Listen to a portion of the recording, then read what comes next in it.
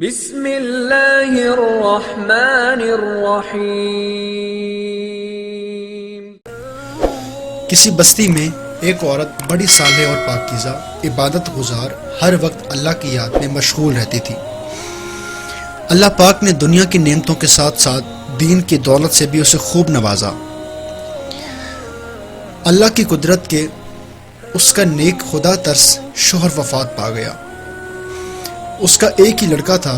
اس نیک دل عورت نے اس لڑکے کی بڑی اچھی طرح سے پرورش کی، ناز و نعمتوں سے پالا، تعلیم بھی اچھی دلائی۔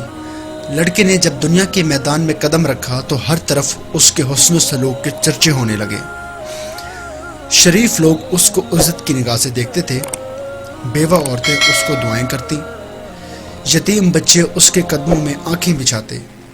یہ سب کچھ اس وجہ سے ہوا کہ وہ ایک حسب مراتب پیش آتا۔ وہ غریبوں کی ہمدردی کرتا، خیرات و صدقات دیتا۔ غرض اس کی بستی میں کوئی ایسا فرد نہ تھا جو اس سے خوش نہ ہوتا۔ اس کی بستی والے ایسے نیک لوگ تھے کہ ہر گھر سے قرآن پاک کی تلاوت کی آواز سنائی دیتی۔ مساجد میں درس قرآن اور اللہ کے ذکر کی مجلسیں ہوتی تھی۔ غرض اس کی بستی کا ہر گھر جنت کا نمونہ تھا۔ ہر فرد دوسرے کا غمگسار احسار اور شرافت کا پتلا تھا۔ یہ لڑکا دیہات سے باہر شہر سے آنے جانے لگا۔ کچھ آریائی اور بے حیائی کرنے والی، مظاہرہ کرنے والی عورتوں پر اس کی نظریں پڑنے لگیں۔ آہستہ آہستہ اس کی دوستی نیکوں سے ہٹ کر بدوں سے ہونے لگی۔ پھر وہ راستے سے ہٹ گیا۔ بد کردار دوستوں کے مشورے سے اس نے والدہ کے کھیت، دیہات کے پرسکون زندگی کو خیر آباد کہہ کر شہر کی فضا میں اپنا ڈیرا ڈال دیا۔ اس کے ڈیرے میں اب ہر قسم کے اوباش دوست اس کی گرد جمع ہونے لگے۔ ان بد کردار دوستوں نے اسے رائے حق سے ہٹا دیا۔ ماں مصلے پر بیٹھی ہر وقت اس کے لیے دعا کرتی۔ کبھی ماں سے ملنے شہر سے گاؤں تو چلا جاتا۔ آہستہ آہستہ وہ وقت آیا کہ وہ چکر مہینوں سے سالوں پر چلا گیا۔ اسی اثناء میں اس کے بد کردار دوستوں کے ذریعے اس کی شناسائی ایک بد کردار عورت سے ہو گئی، اور وہ اس قدر اسیر اور فریفتہ ہوا کہ وہ اپنے باپ کی جائیداد فروخت کر کے اس پر لٹاتا رہا۔ آخر وہ وقت آیا کہ وہ عورت جس نے اپنے نیک دل شوہر کی زندگی میں کبھی کوئی دکھ نہیں دیکھا تھا، اب دوسروں کے گھر مزدوری کرنے لگی۔ بیٹا جب کبھی گاؤں سے آتا تو ماں مزدوری کے پیسوں سے بیٹے کو گھی لے کر دیتی، کوئی چیز بنا دیتی، دعاؤں کے ساتھ رخصت کرتی۔ کافی عرصہ گزر گیا، لڑکا ماں کو ملنے نہ آیا۔ ماں بیٹے کی جدائی میں اپنے ہوش و حواس کھو بیٹھی۔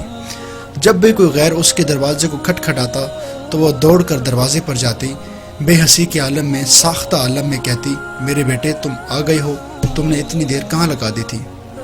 پھر معلوم ہوتا کہ گلی پر کوئی بچہ ایسے شرارت کر کے دروازہ کھٹکھٹا گیا ہے، تو دل پر ہاتھ رکھ کر مصلے پر آ بیٹھتی اور رونا شروع کر دیتی۔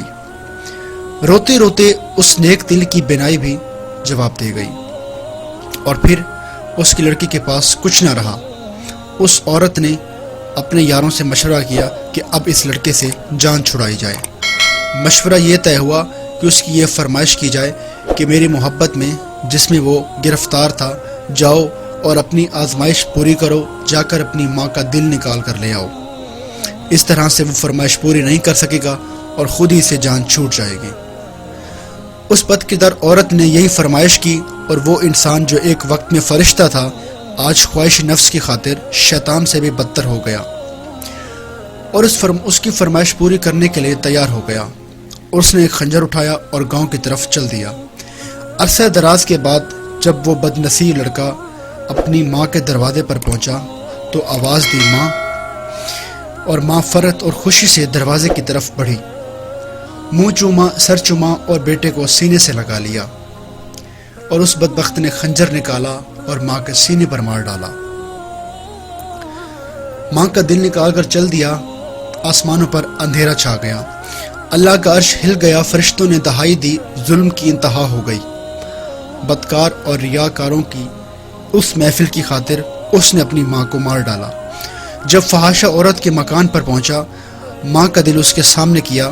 اس عورت نے کہا کہ یہ بندہ اپنی ماں کے ساتھ ایسا ظلم کر سکتا ہے تو معلوم نہیں کہ یہ میرے ساتھ کیا سلوک کرے گا۔ اس نے اس لڑکے سے کہا کہ جاؤ یہاں سے نکل جاؤ، اور اس لڑکے کی آنکھوں پر اندھیرا چھا گیا اور وہ گر کر مر گیا۔ ماں کا دل ہاتھ سے چھوٹا، دل اس فاحشہ عورت کے کمرے میں پری ہوئی چھری پر جا پڑا۔ ماں کا دل پھٹا، درد سے دل سے آواز نکلی، صدا نکلی، بیٹا کہیں تمہیں چوٹ تو نہیں لگی؟ ماں کی عظمت، ماں کی شفقت، ماں کی محبت، ماں کے احسانات کو نظر انداز کر کے اس